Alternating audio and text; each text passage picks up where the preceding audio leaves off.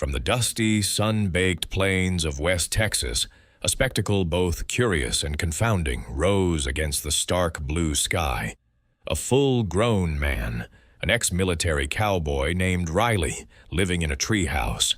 Not some quaint, suburban backyard folly, but a sprawling makeshift dwelling woven into the ancient, gnarled branches of a colossal mesquite tree, its roots clutching tenaciously to the arid earth. It was a bizarre sight, a testament to resilience for some, a symbol of utter madness for most. The whispers started subtly at first, carried on the dry desert wind, then grew louder, morphing into open mockery. Crazy Riley up in his perch, they'd sneer in the general store, their eyes darting towards the dusty road that led to his secluded haven. Lost his mind out there? Poor soul. Riley, a shadow of the formidable soldier he once was, found solace in the isolation, in the rustle of leaves that drowned out the clamor of a world he no longer understood.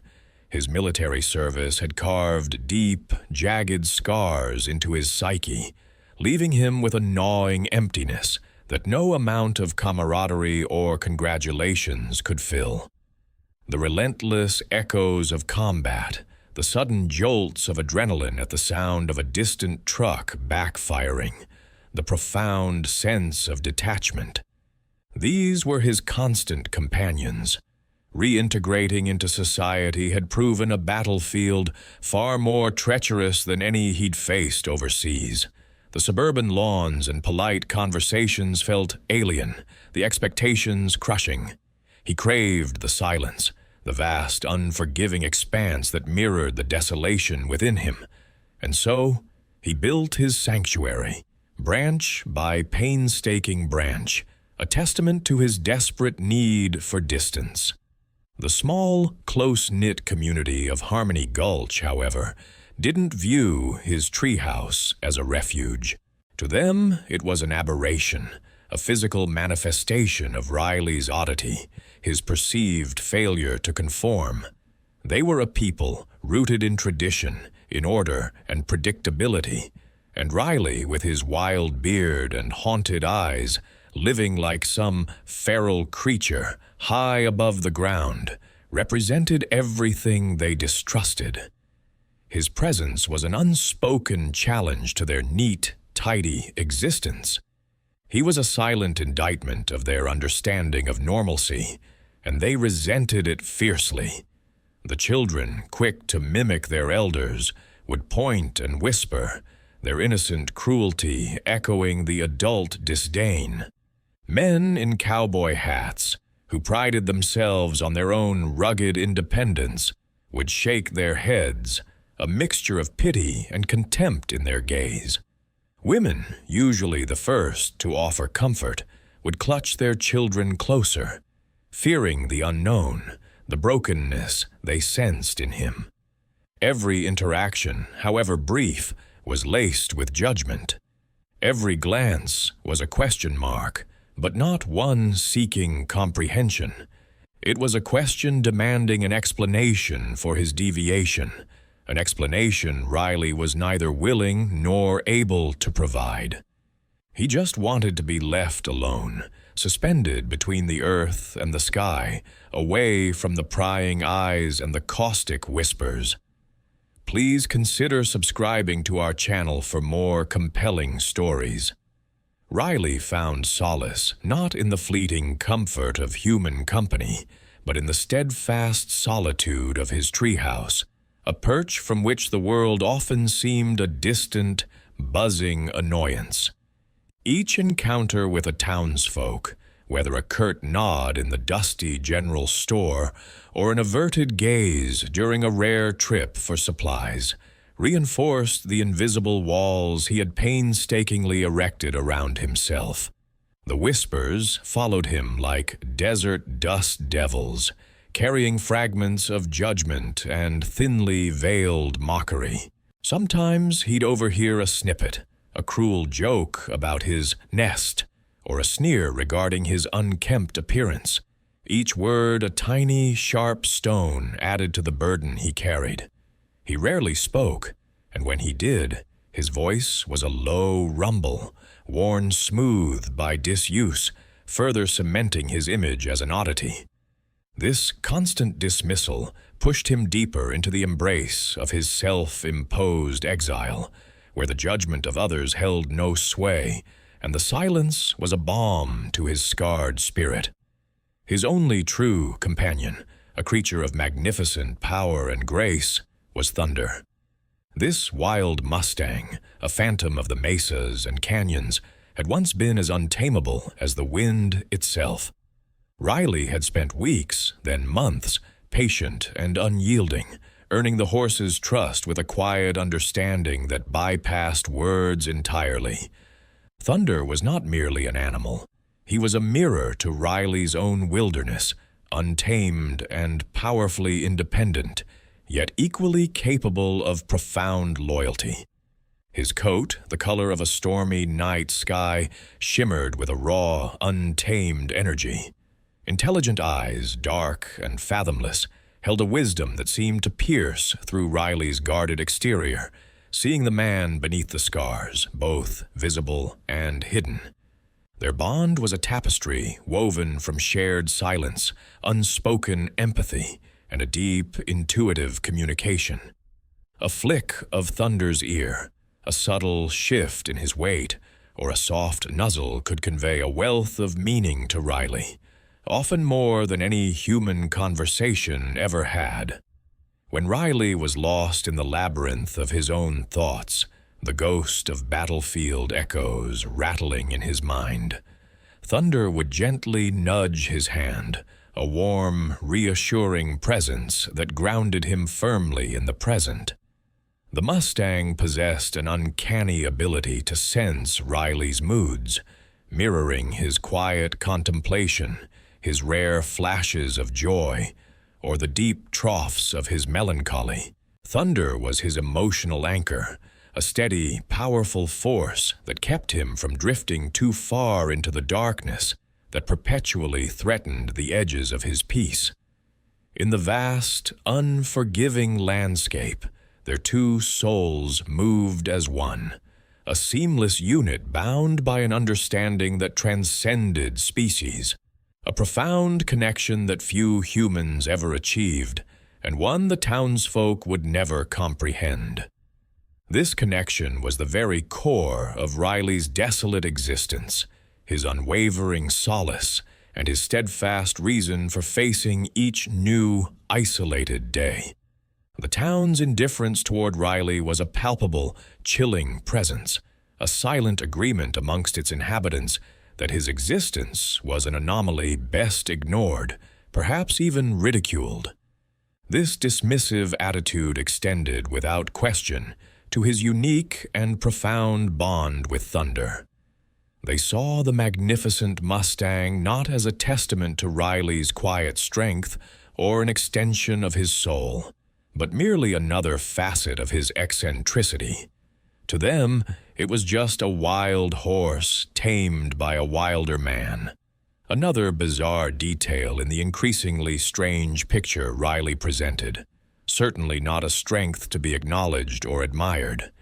This collective blindness, born of prejudice and a narrow worldview, only served to deepen the chasm between Riley and the community, cementing his role as the town's enigmatic outcast. Beneath Riley's stoic exterior, a constant internal struggle raged, a tempest of memories and unresolved emotions. Flashbacks, sometimes vivid and jarring, sometimes a dull ache in the background of his thoughts, hinted at the trauma he carried. The sudden clang of a dropped wrench, the distant rumble of thunder echoing artillery, the fleeting scent of burning mesquite wood. Each could trigger echoes of a past he desperately tried to outrun, a past that had meticulously built impregnable walls around his heart. These painful recollections made him intensely wary of human connection, reinforcing his deep-seated need for isolation. Trust was a foreign concept, a luxury he couldn't afford after witnessing too much betrayal and loss. His treehouse wasn't just a home, it was a fortress, a sanctuary from the very world that had broken him, and every interaction with the townsfolk only tightened the drawbridge, reinforcing his conviction that solitude was his only true companion, save for Thunder. As if the town's indifference wasn't enough, whispers and false accusations began to circulate like a virulent disease, poisoning the already thin air around Riley. Some said he was a deserter, hiding from old debts or a checkered past. Others, fueled by baseless fear, suggested he was unstable, capable of unpredictable violence. They pointed to his solitary life, his unkempt appearance, and his unusual animal companion as definitive proof of his deviance. "He's got that look in his eyes," one woman muttered to another in the general store, her gaze darting towards the dusty trail leading to Riley's canyon haven. "Like a cornered animal." These rumors, unfounded and cruel, were a desperate attempt by the townsfolk to rationalize their discomfort with Riley, to package his profound differences into something they could easily dismiss, or better yet, condemn. Each whisper was a brick in the wall of prejudice, further entrenching the community's biased view and ensuring Riley remained an outsider, forever judged through a lens of fear and misunderstanding. The relentless tide of negativity, however, failed to reach the quiet understanding shared between Riley and his Mustang. Thunder, oblivious to human gossip, remained Riley's unwavering anchor in a world that sought to cast him adrift. The very landscape surrounding Riley's solitary existence mirrored his own rugged, untamed spirit. This was the harsh Texas canyon country, a place of breathtaking, almost violent beauty, where craggy mesas rose like ancient sentinels against an endless sky, and deep arroyos snaked through sun-baked earth, carved by millennia of flash floods. The air hummed with the dry, insistent buzz of cicadas, and the scent of sagebrush mingled with the mineral tang of rock. For those unfamiliar with its unforgiving contours, the canyonlands were a labyrinth of hidden dangers. Sudden drops, venomous creatures lurking in shadows, and the deceptive ease with which one could become hopelessly lost. But for Riley, it was home, a vast, open cathedral where the wind whispered secrets only he seemed to understand. He knew every twist and turn, every precarious foothold, every sheltered alcove where a weary traveler might find respite. It was here, amidst this stark grandeur, that he found a measure of peace, a raw, primal connection that city streets could never offer. The sheer scale of it humbled him, reminding him of his own small place in the universe, yet also empowering him with the knowledge that he could survive, even thrive, in its challenging embrace. Occasionally, a glimmer of the man Riley once was, the compassionate and protective soul hidden beneath layers of trauma, would surface, though always in secret. He was a silent guardian of the canyon's wild inhabitants.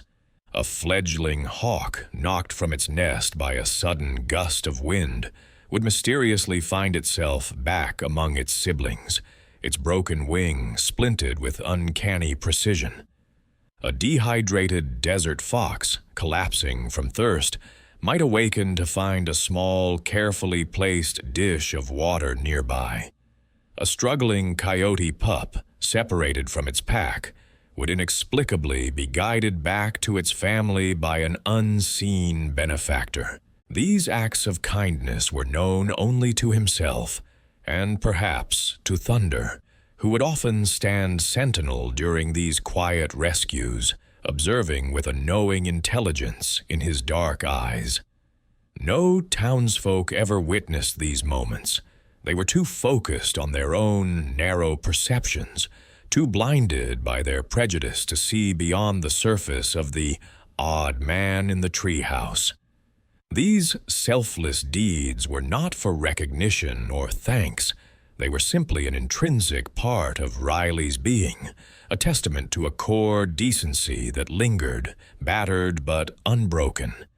They were whispers of a humanity he fiercely guarded, an innate need to alleviate suffering, even if only for the voiceless creatures of the desert. One stifling afternoon, a small, seemingly insignificant incident occurred, a ripple in the calm surface of Riley's isolated routine, yet one that would ultimately foreshadow the impending crisis. A young boy's beloved dog, a scruffy terrier named Rusty, had wandered too far from the dusty edge of town and disappeared into the canyons. The boy, distraught, had cried himself raw, his parents frantic with worry, but hesitant to venture into the intimidating wilderness themselves. Days passed, and hope waned. Then, on the third evening, Rusty limped back to his owner's porch, exhausted but safe, a crude but effective bandage made of torn cloth wrapped around a gash on his leg. No one knew how he had survived, or who had tended to his wound. The parents, relieved beyond measure, simply attributed it to a miracle. They never considered Riley. They never connected the dots, never imagined that the reclusive ex-soldier, the target of their town's contempt, possessed the compassion and skill to save a lost animal. It was a silent act of grace, an uncredited rescue, and it spoke volumes about the man they so readily dismissed, subtly setting the stage for a moment when the canyon and its reclusive guardian would demand their attention in a profound and inescapable way. The annual Pecan Valley Spring Fair was a beacon of boisterous life, a vibrant contrast to the stark solitude Riley inhabited. Laughter, music, and the mingled scents of barbecue and blooming wildflowers drifted on the wind, carrying echoes of a world Riley had long forsaken. Children, faces smeared with cotton candy, darted between booths, their joyful screams momentarily eclipsing the usual hum of town gossip. Adults, adorned in their finest denim and checkered shirts, gathered around makeshift stages, tapping their boots to lively country tunes. It was a celebration of community, of togetherness, everything Riley deliberately avoided. From his vantage point, high above, in the treehouse, the fairgrounds looked like a colorful, chaotic anthill, a spectacle he observed with a detached, almost anthropological interest.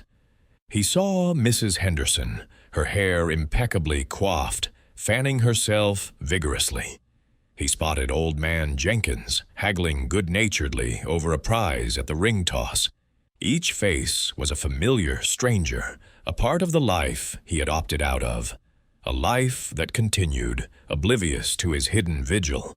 Then a sudden, piercing cry sliced through the festive din, cutting through the music and laughter like a jagged knife.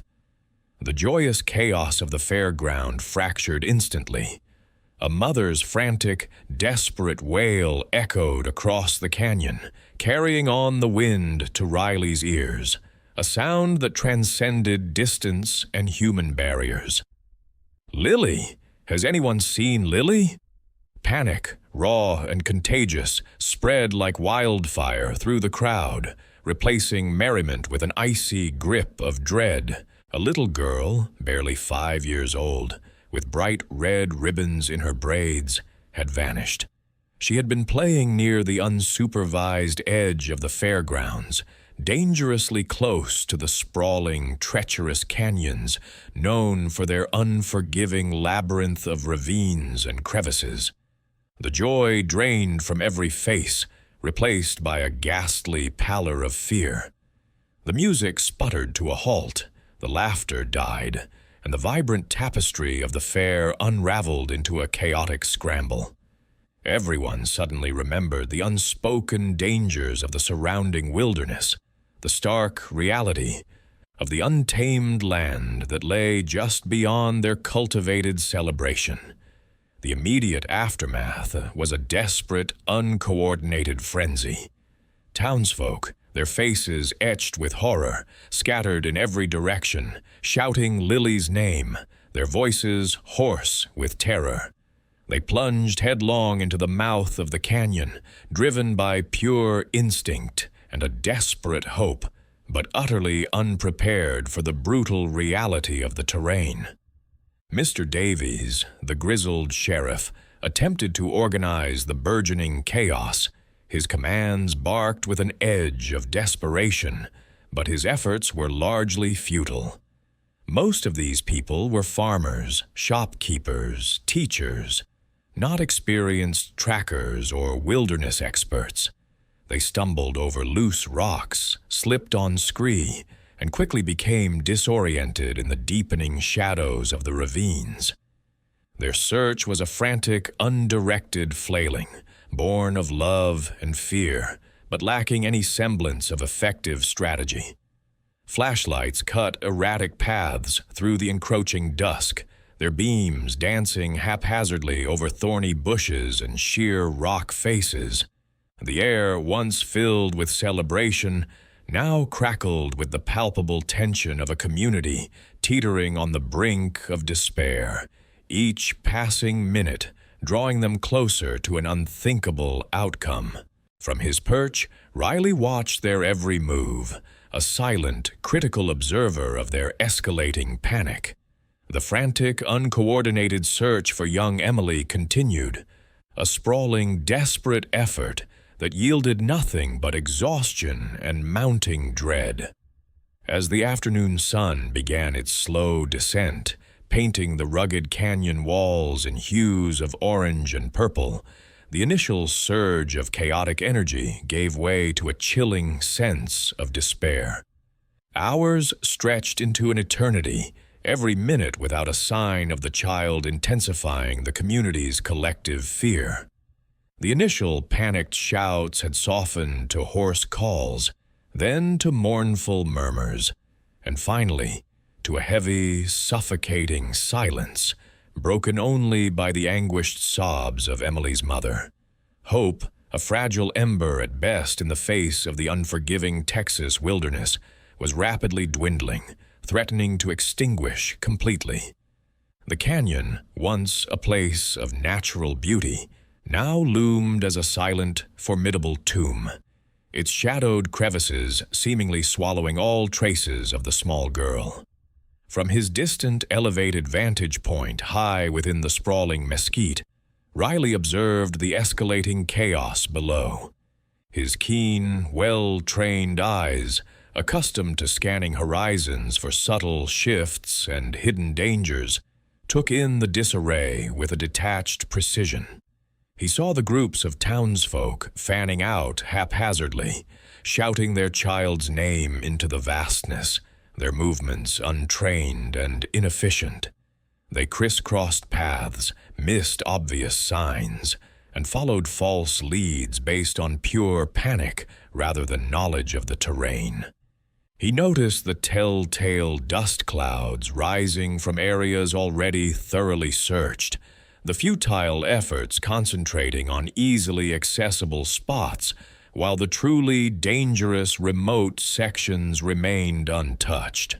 He watched the frantic parents, the distraught neighbors, their faces etched with grief and bewilderment, navigating a landscape they barely understood, driven by emotion rather than strategy.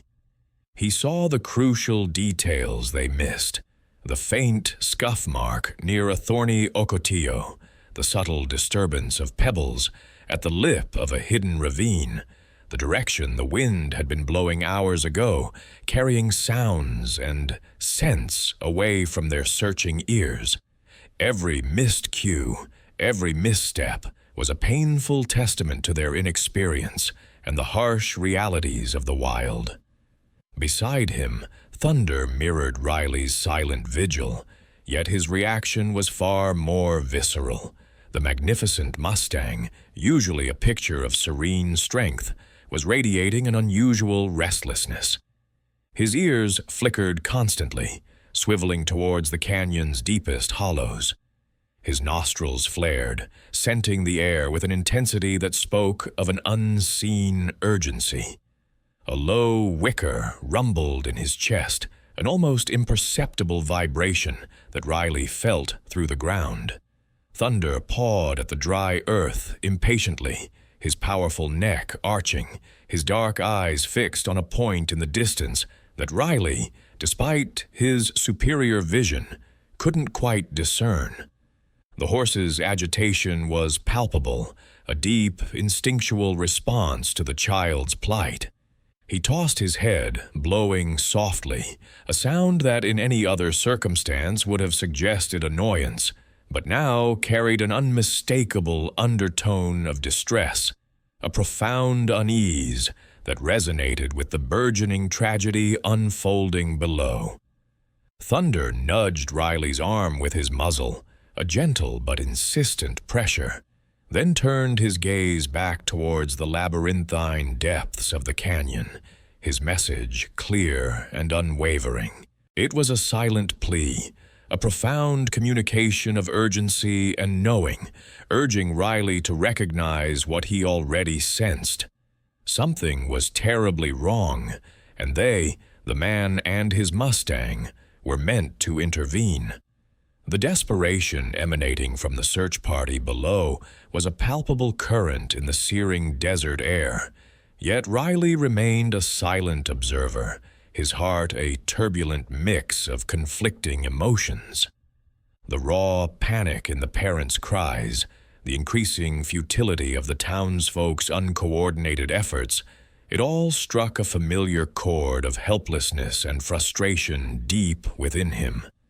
His military training screamed at the inefficiency, the wasted energy, the clear dangers these untrained civilians were blithely walking into.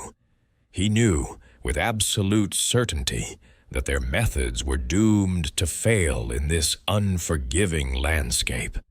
He could pinpoint at least 3 distinct paths they had overlooked, crucial leads that his honed instincts and knowledge of the terrain were screaming at him to investigate. But the thought of descending, of stepping back into the fray of human interaction, especially with these people, felt like an insurmountable obstacle. The memory of their scorn, their whispers, their outright mockery of his treehouse and his solitary existence, coiled like a venomous snake in his gut. They had dismissed him, ostracized him, viewed him as an oddity, a broken relic. Why should he now rush to their aid, to save the very people who had delighted in his isolation? The logical part of his mind, the part that had endured countless patrols and difficult decisions, argued for self-preservation, for maintaining the protective barrier he had so painstakingly erected around himself. Let them flounder. Let them realize their limitations. It wasn't his fight. Thunder, however, seemed to possess no such reservations, no such internal conflict. His agitation became more pronounced, a silent but powerful force demanding action. The mustang whickered again, a low, urgent sound that vibrated through the earth, then nudged Riley's side with his head, not gently this time, but with a firm, insistent pressure.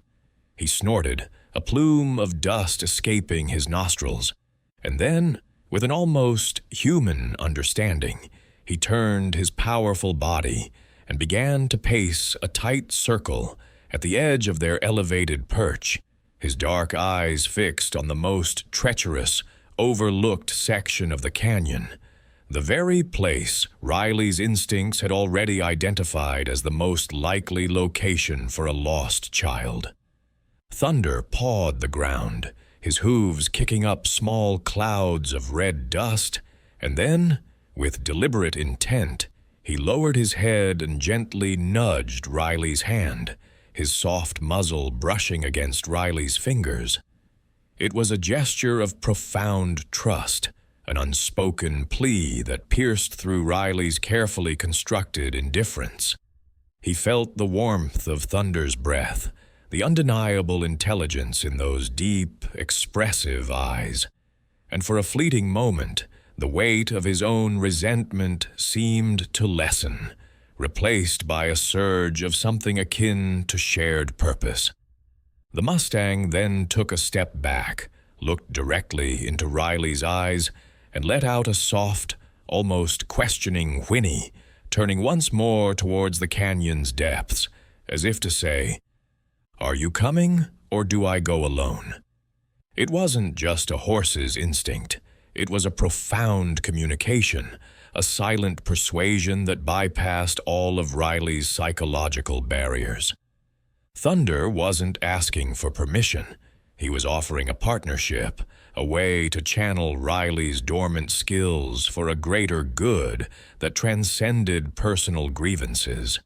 The bond between them, forged in countless hours of silent companionship and mutual understanding, was now demanding its due. Riley looked down at the chaotic scene below, then back into Thunder's resolute gaze. The child was out there, alone and vulnerable. His own protective instincts, honed by years of protecting others, began to assert themselves, overriding the bitter sting of past slights. He couldn't ignore it. He simply couldn't. With a heavy sigh that carried the weight of his reluctance and the stark reality of the situation, Riley made his definitive decision. He wouldn't join their chaotic search. He would undertake his own, with his only true companion at his side. He would move on his own terms, using his own methods, guided by Thunder's uncanny instincts and his own deep knowledge of the land, a solitary ghost in the rising dust, ready to confront the wilderness and, perhaps, the judgment of a town. He had tried so hard to forget. The frantic clamor of the search party, disorganized and increasingly desperate, suddenly stilled.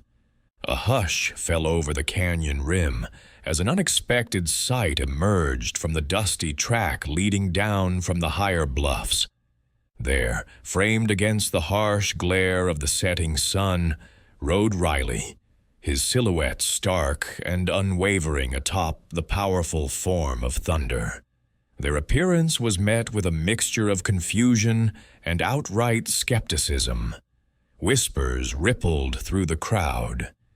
"It's the tree dweller," someone muttered, while another scoffed. "What's he doing here? Probably just looking for trouble." Faces twisted in disbelief, their earlier fear briefly eclipsed by their deep-seated prejudice against the reclusive veteran. Riley, however, paid them no mind, his gaze fixed on the canyon's yawning maw. His expression held a quiet intensity, utterly devoid of the usual defensiveness or apprehension he showed towards the townsfolk. Thunder, sensing the palpable tension, remained calm and focused. The mustang ignored the gawking faces and the murmurs of disapproval. His ears swiveled, processing the cacophony of human emotion, but his powerful body remained poised, coiled with a different kind of energy.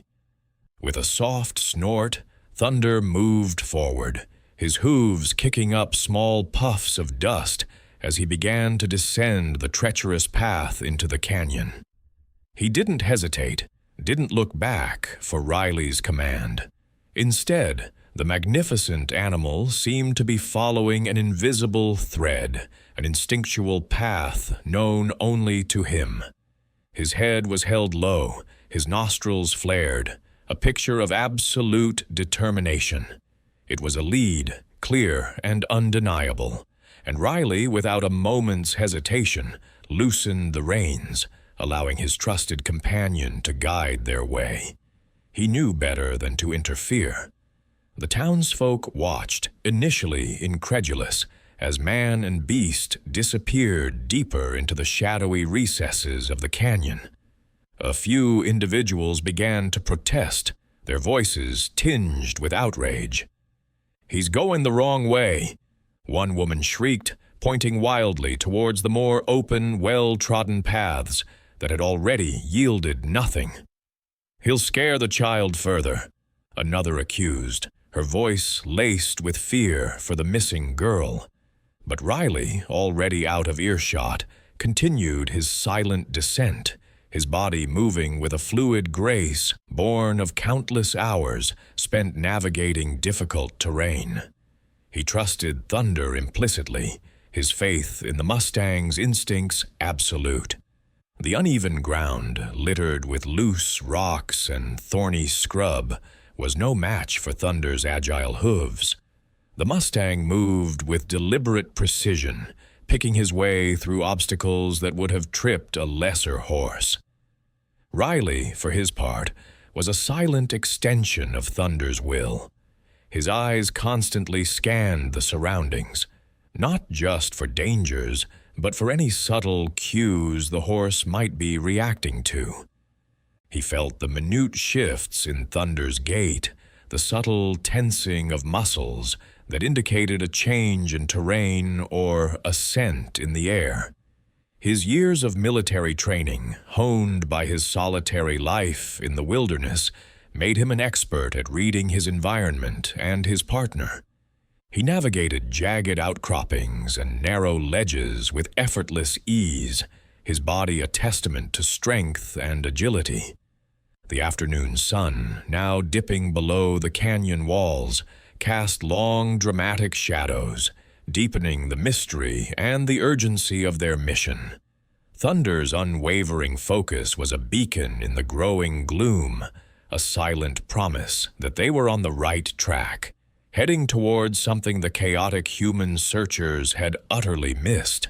The few townsfolk who had followed their initial descent, drawn by a morbid curiosity or a desperate glimmer of hope, now found themselves falling behind, unable to match the speed and agility of Riley and his mustang. They watched, a growing sense of unease and a budding flicker of something akin to awe beginning to replace their stubborn skepticism. Thunder surged forward, a dark, powerful silhouette against the deepening twilight, his hooves kicking up plumes of dust as he navigated the uneven terrain with an almost supernatural grace. Riley, firmly in the saddle, felt the rhythmic power of the mustang beneath him, a living compass guiding them into the heart of the canyon's labyrinthine grip. The horse wasn't following a path. He was creating one, sensing a trajectory invisible to human eyes, an ancient instinct tracing a child's desperate journey. Thunder's ears swiveled, constantly processing the myriad sounds of the canyon, the rustle of dry leaves, the distant cry of a hawk, the subtle shift of air currents, sifting through the auditory tapestry for the singular, faint thread of the lost girl. He'd occasionally dip his head, nostrils flaring wide, inhaling the dry, mineral-rich air, seemingly able to discern the faintest human scent amongst the myriad of desert aromas.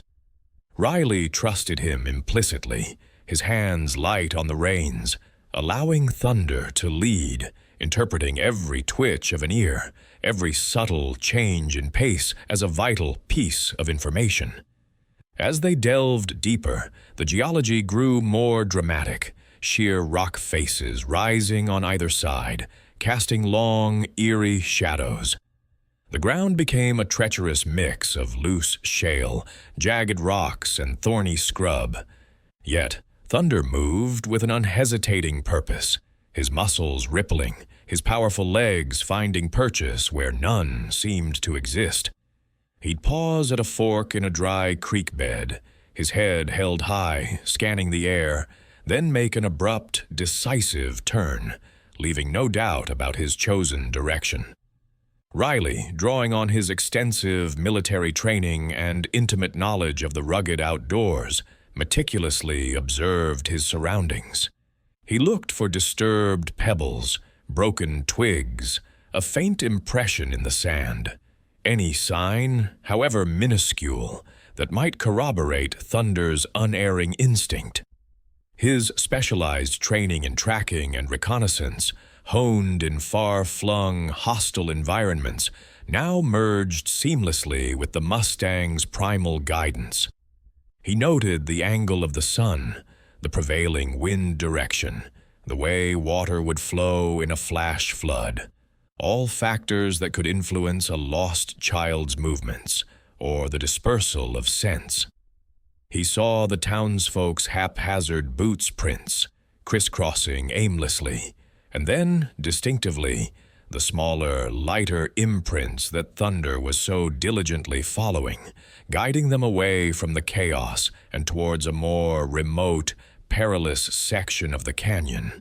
Periodically, the distant, frantic shouts of the other search parties would echo faintly through the canyons, a stark contrast to the focused, almost silent intensity of Riley and Thunder's pursuit. They were an island of precision in a sea of panic.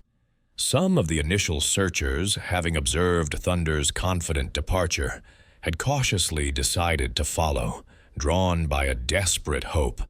These curious few, now lagging behind, were witnessing something extraordinary unfold.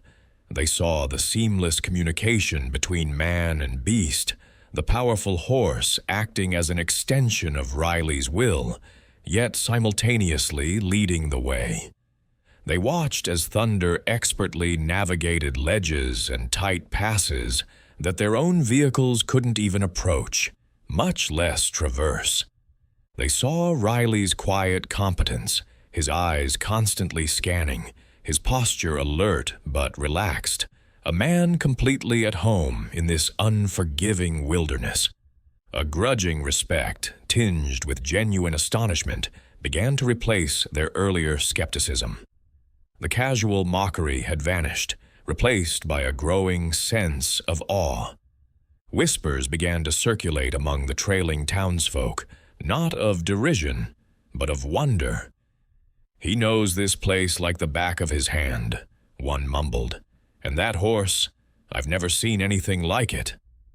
The impossible was slowly becoming real before their very eyes, as the ex-military cowboy and his wild mustang pressed onward, a beacon of improbable hope in the vast, indifferent canyon.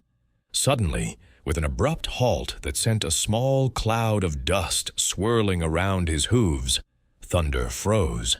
His ears swiveled, then locked forward, pointing toward a narrow fissure in the canyon wall, barely wide enough for a human to squeeze through.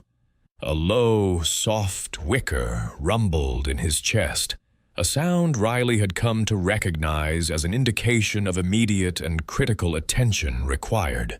The air grew heavy with anticipation. Riley dismounted swiftly, his senses acutely tuned, his gaze following Thunder's unwavering focus. He noticed a faint shimmer of disturbed earth near the fissure, almost imperceptible, but enough for his trained eye to register. The child was close, incredibly close. This was the moment they had been working towards, a culmination of silent communication and relentless pursuit. Riley approached the crevice cautiously, the silence broken only by the distant, futile calls of the other search parties, now seemingly miles away. The fissure itself was a jagged scar in the rock face, hidden from casual view and protected by a tangle of thorny brush. With a deep breath, he squeezed through, his uniform scraping against the rough stone. The passage opened into a small, shadowed alcove, surprisingly cool and still. There, huddled against the back wall, a small, trembling figure lay almost camouflaged against the dark rock. It was the child, face streaked with tears and dirt, one leg bent at an unnatural angle, clearly injured, but undeniably alive. A wave of profound relief washed over Riley, momentarily eclipsing the tension of the search. The child looked up, startled, eyes wide with fear and exhaustion.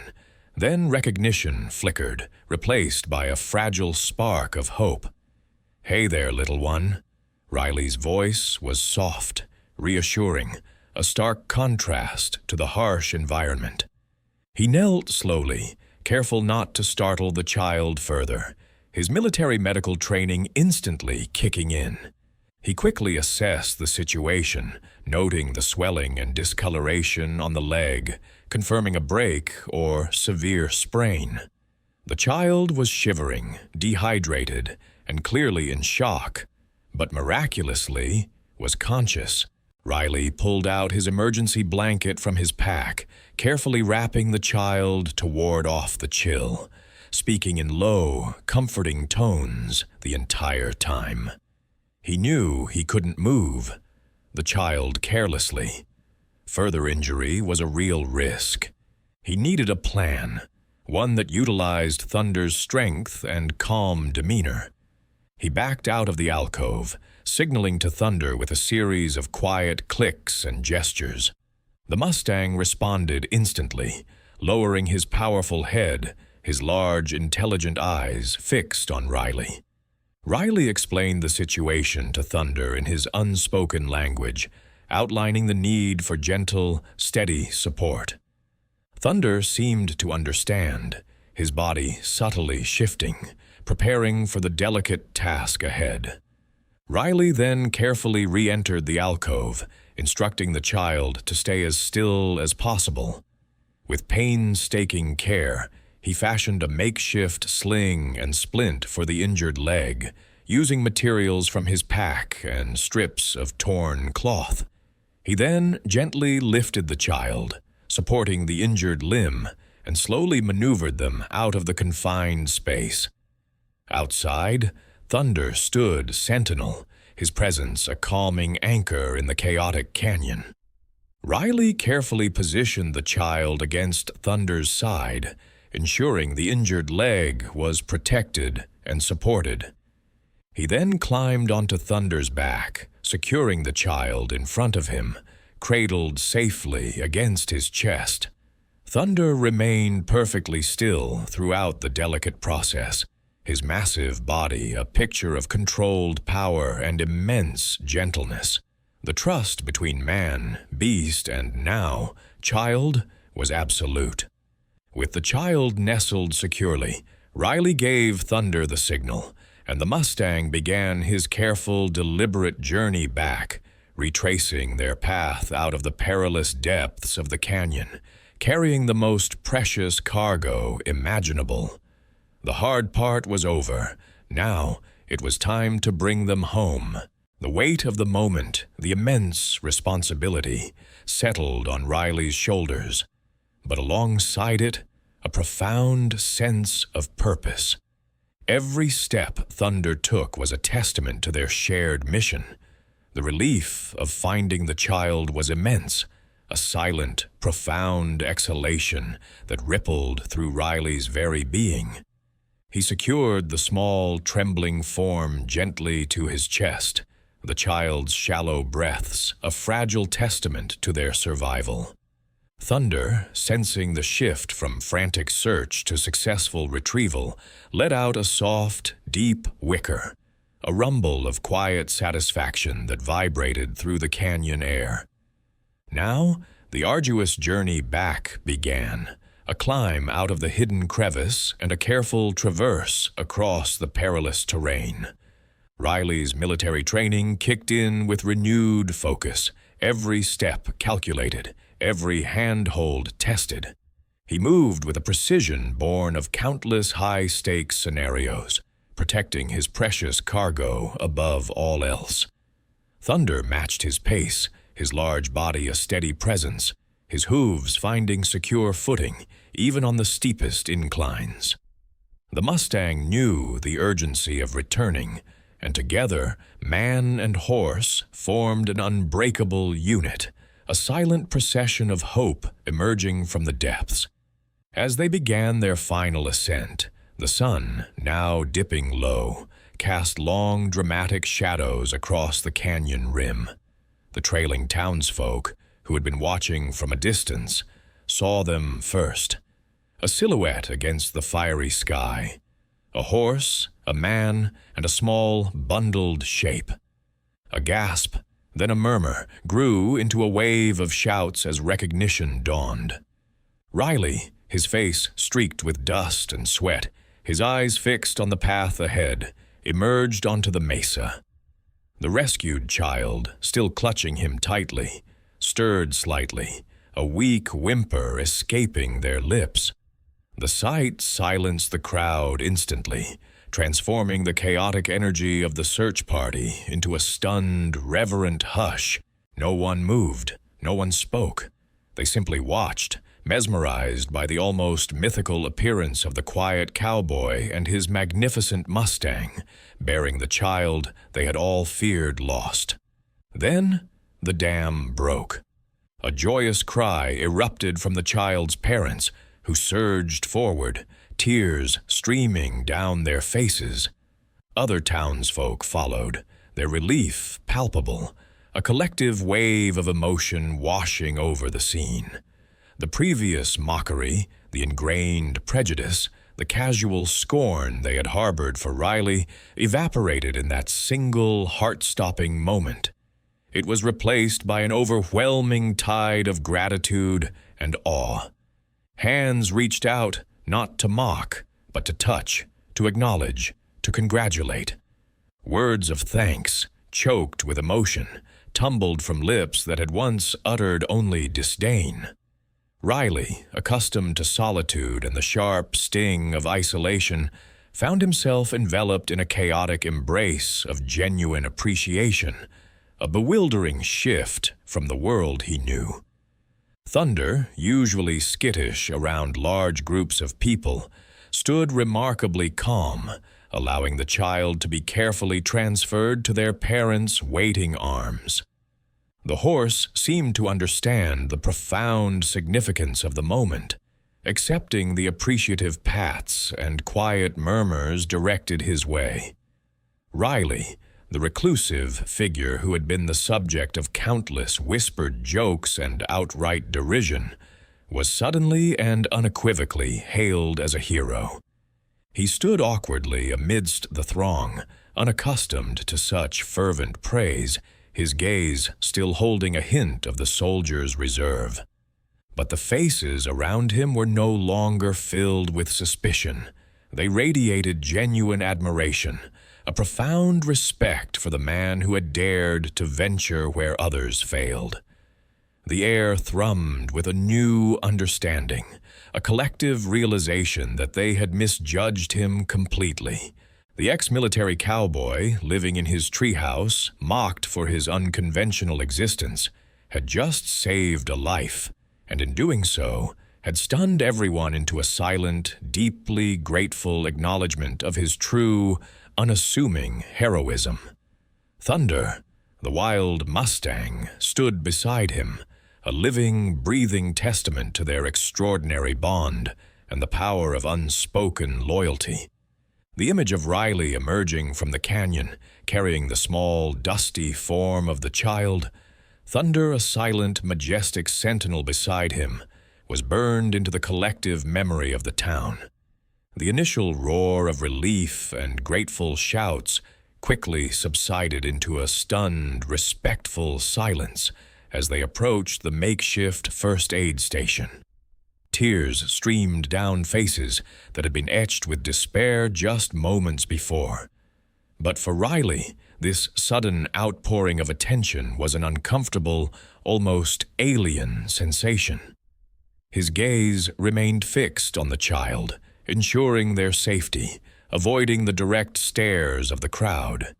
He gently handed the child over to the waiting paramedics, murmuring a few quiet words about their condition, his voice low and gravelly, unused to addressing such a large group. As the child was quickly whisked away for further medical attention, the town's focus inevitably shifted to Riley. A cacophony of questions and expressions of gratitude erupted, a wave of genuine emotion he found overwhelming. His ingrained response was to retreat, to seek the familiar solitude of his treehouse, but Thunder nudged him gently, a warm, reassuring presence at his side.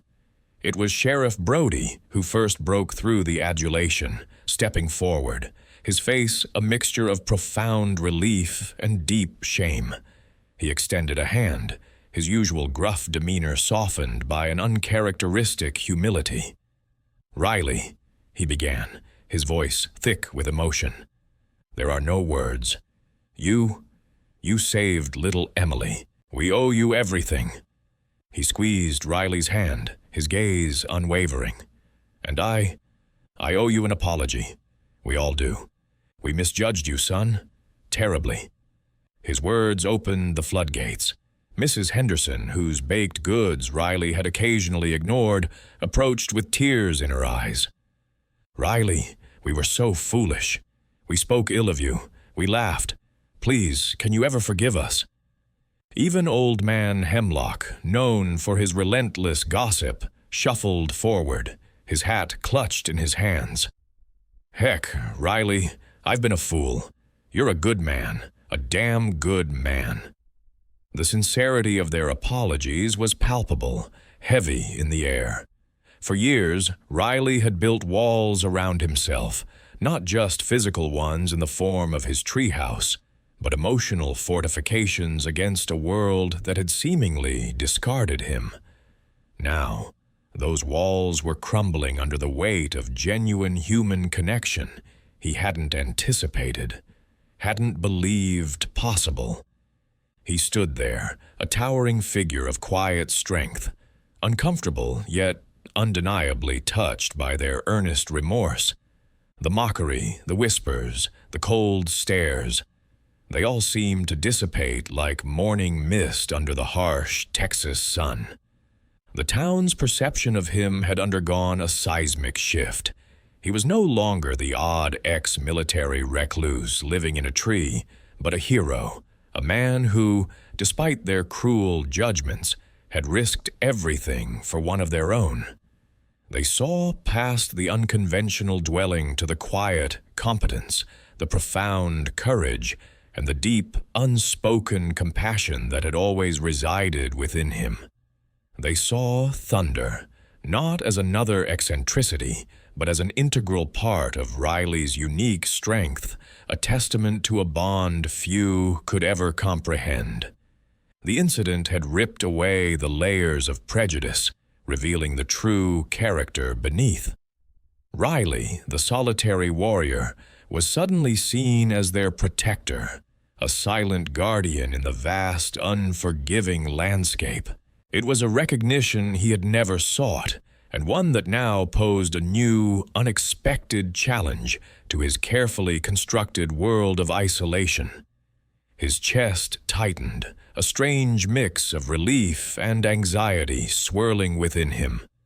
This acknowledgement felt both like a burden and, perhaps, a tentative step towards something he had long denied himself: belonging. The unexpected recognition, heavy with the weight of both gratitude and belated apologies, pressed in on Riley. It wasn't a triumphant feeling he experienced, but a profound and unsettling internal conflict. For years, he had meticulously constructed a fortress of solitude, brick by brick, fueled by the corrosive memories of combat and the searing sting of societal rejection. His treehouse wasn't just a home, it was a physical manifestation of his emotional walls, a sanctuary from a world that had, in his eyes, proven itself incapable of understanding or accepting him. Now that carefully crafted isolation was being dismantled by the very people he had sought to avoid. Their earnest remorse, while undeniably sincere, forced him to confront the deep-seated traumas he'd buried, the wounds he'd allowed to fester in quiet obscurity. He felt exposed, vulnerable, as if the protective layers he'd worn for so long had been abruptly stripped away, leaving him raw and unshielded. Thunder, ever perceptive, sensed the turmoil within him. The mustang remained a steadfast presence, a silent anchor in this tumultuous emotional sea. Its warm muzzle nudged his hand gently, a soft whicker rumbling in its chest, a wordless communication of unwavering trust and companionship. Thunder, in its wild purity, offered a connection devoid of judgment, free from the complexities of human expectation. It was a bond that had been his sole solace, his only consistent comfort through the darkest nights and the longest days.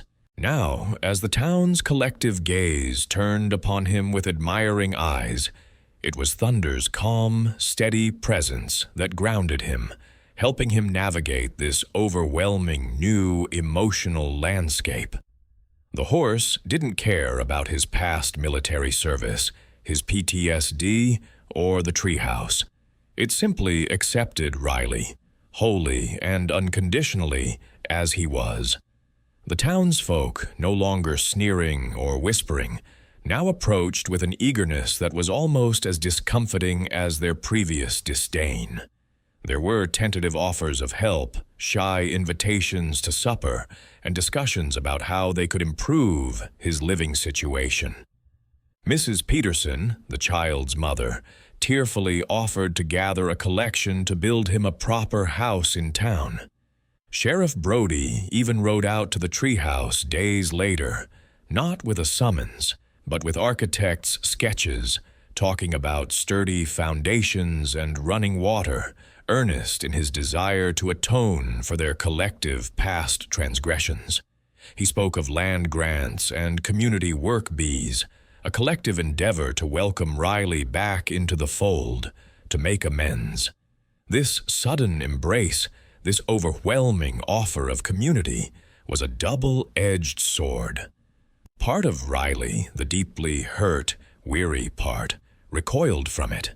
He was accustomed to the predictable rhythms of his solitary life, the quietude of his chosen exile. The thought of exchanging his leafy sanctuary for 4 conventional walls in the middle of town felt like a betrayal of the peace he had fought so hard to cultivate.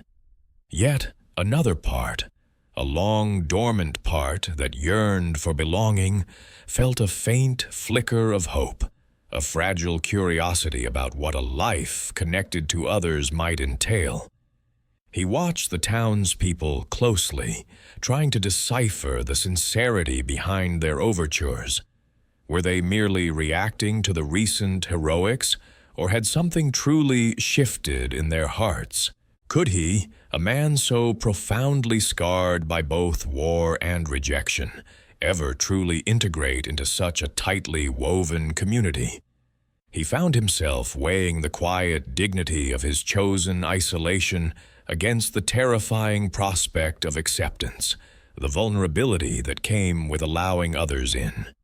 The future, once a clear path of self-imposed solitude, had suddenly unfurled into a bewildering maze of choices, each one demanding an emotional reckoning he hadn't been prepared for. The cacophony of sincere apologies and overwhelming gratitude from the townsfolk, though initially disorienting, began to chip away at the formidable walls Riley had erected around himself. He found himself not retreating into the familiar comfort of his isolation as he once would have, but rather standing a little taller, meeting their gazes with a new-found quiet confidence. It was the beginning of an almost imperceptible change, a subtle thawing of the emotional permafrost that had encased his heart for so long. The repeated offers of help, the genuine invitations to supper, the quiet acknowledgement in their eyes as he rode past with Thunder, all started to register as genuine outreach, not as pity or condescension. He slowly began to accept that this wasn't a momentary surge of emotion that would dissipate with the next sunrise. This was a fundamental shift, a profound reevaluation of his place within their community. He tentatively started to engage, not in grand gestures, but in small, hesitant steps.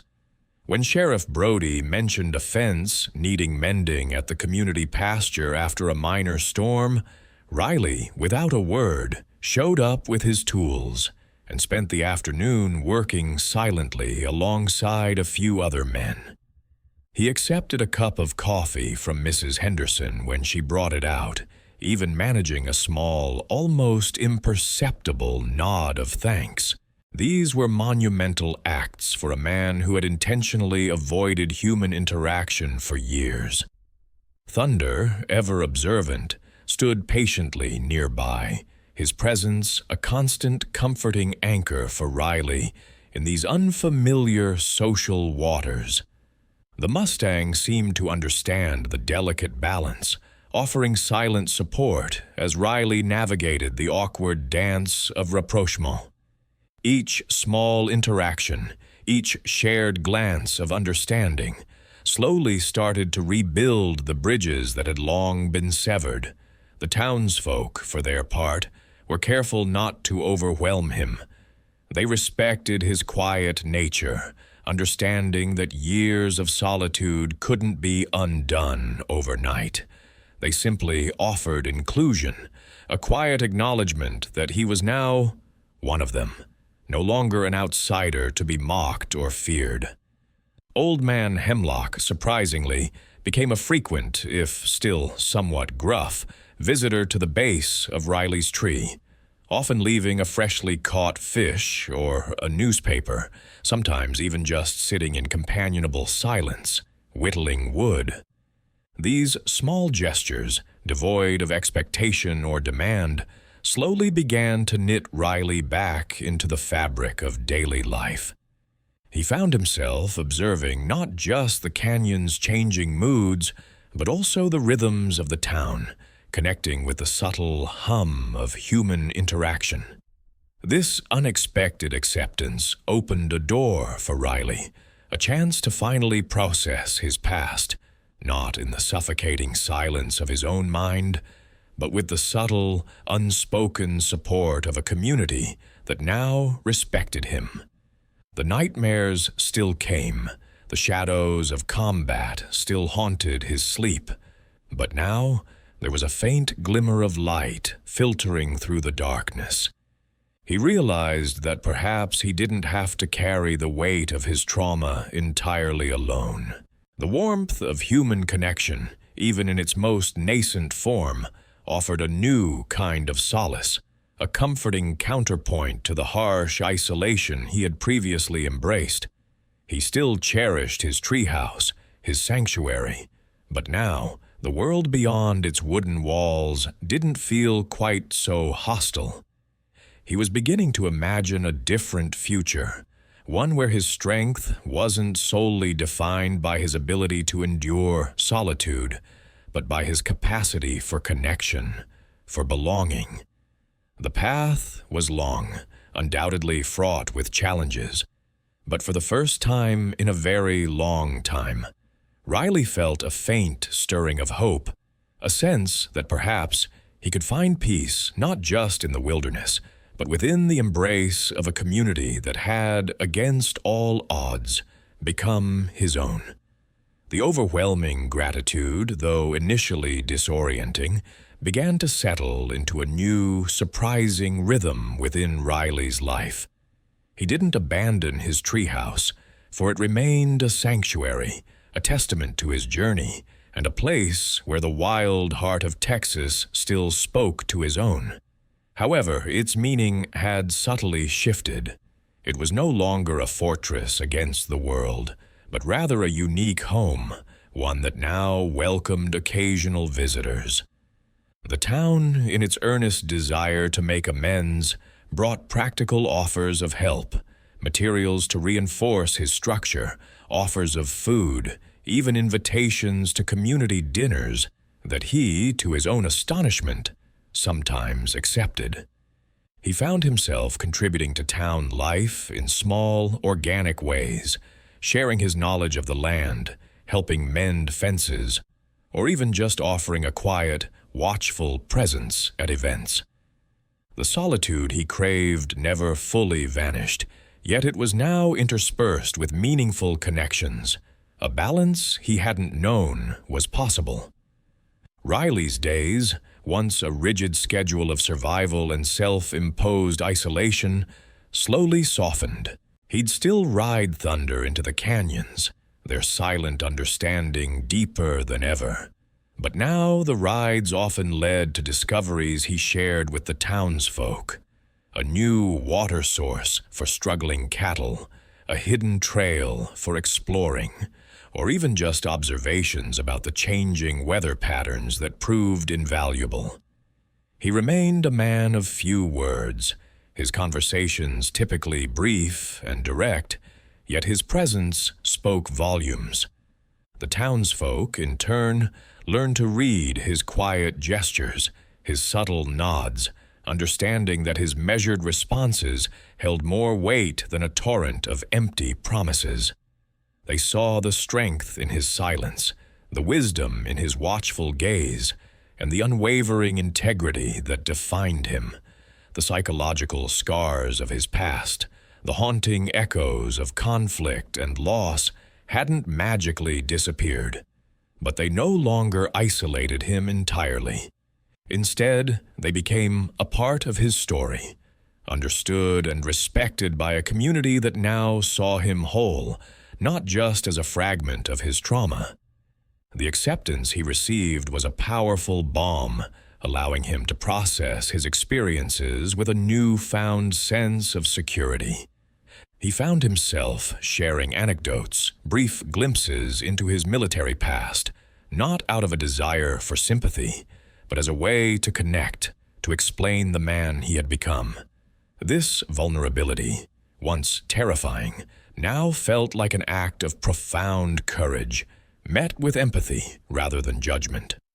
Thunder, his loyal companion, remained the unwavering anchor of Riley's life, a living testament to their unlikely bond.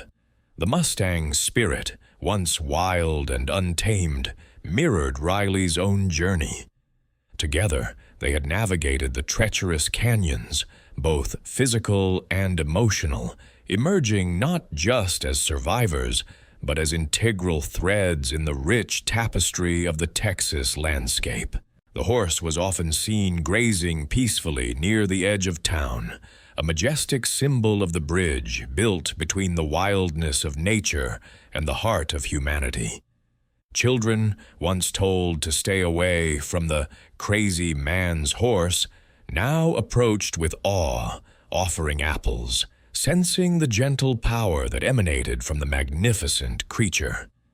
Riley's journey had been one of profound transformation, a testament to the unexpected ways healing can manifest.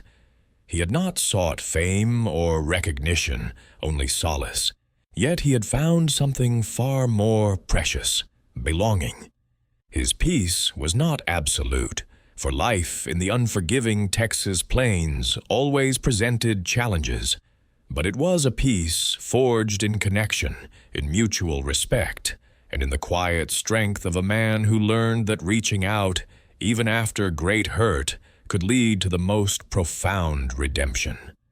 He remained the guardian of the canyons, the man in the treehouse, but now he was also a cherished member of the community, a living legend whose silent acts spoke louder than any sermon. He stood as a powerful reminder that heroism comes in many forms, often from the most unexpected places, and that true strength lies not in isolation, but in the courage to connect. If you enjoyed this journey of redemption,